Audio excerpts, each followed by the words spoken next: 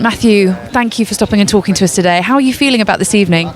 Very excited. It's lovely. There's a lot of friends and family and crew and people I haven't seen before, seeing the cast again.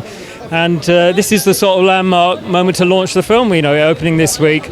And it's been a long journey getting here. I'm really proud of everything that we've all done. And yeah, it's an exciting night.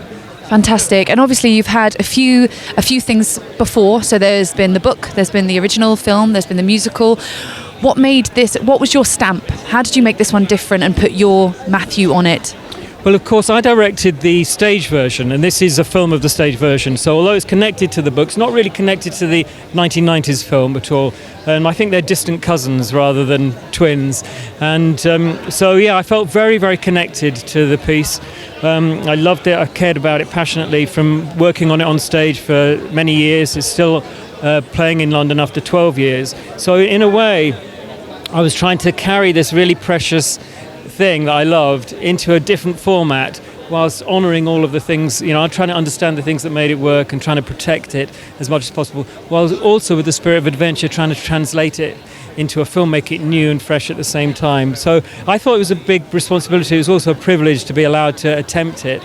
I think that, the things that theatre does brilliantly and the things that film does brilliantly. And what I needed to really do was to understand exactly the difference between the two things and make it feel like it was an entirely new version of the story. So I think really we've now got this film. It's not intended to replace the other film or any of the other versions. The book, the stage show, the 1990s film, and now this film, they're all companion pieces really in this wonderful story about this brilliant, brilliant young girl. Fantastic. And also I think it's lovely for anyone who may not have ever seen the very first film to learn about it now, so the younger generations. I've not got much time left with, but just wanted to ask, how was it directing so many children? Because they say never work with animals and children, but I think children can be quite wonderful. But how was that for you?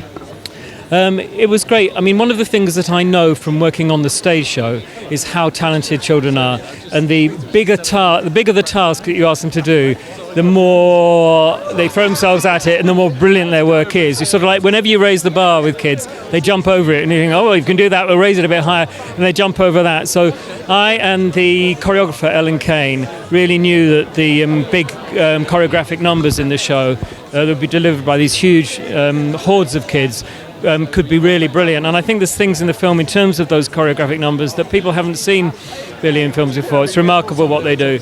So yeah, it was a lot of practicing, a lot of drilling, but they were very well behaved. We had COVID to cope with as well.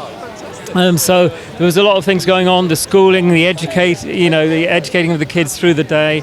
Lots of things to handle, but absolutely worth it. Incredible, so many moving parts. Well done, congratulations, and have a fantastic evening. Thank you.